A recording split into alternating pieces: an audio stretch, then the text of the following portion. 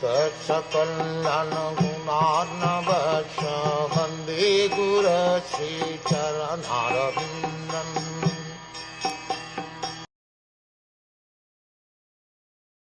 Lord Brahma said, O personality of Godhead, you are situated in every living entity's heart as the supreme director, and therefore you are aware of all endeavors by your superior intelligence, without any hindrance whatsoever.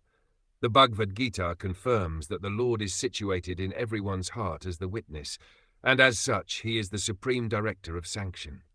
The director is not the enjoyer of the fruits of action, for without the Lord's sanction no one can enjoy. For example, in a prohibited area, habituated drunkard puts forward his application to the director of drinking, and the director, considering his case, sanctions only a certain amount of liquor for drinking. Similarly, the whole material world is full of many drunkards, in the sense that each and every one of the living entities has something in his mind to enjoy, and everyone desires the fulfillment of his desires very strongly. The Almighty Lord, being very kind to the living entity, as the Father is kind to the Son, fulfills the living entity's desire for his childish satisfaction.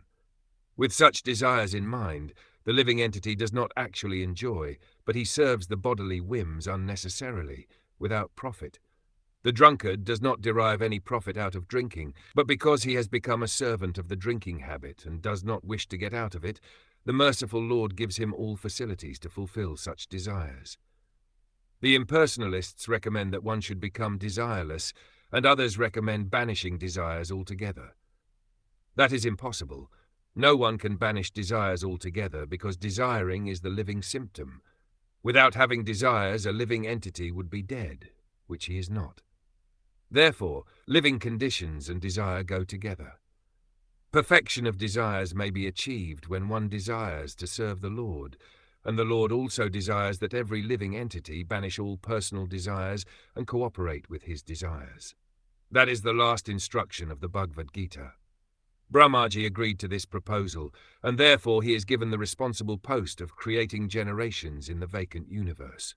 Oneness with the Lord therefore consists of dovetailing one's desires with the desires of the Supreme Lord. That makes for the perfection of all desires.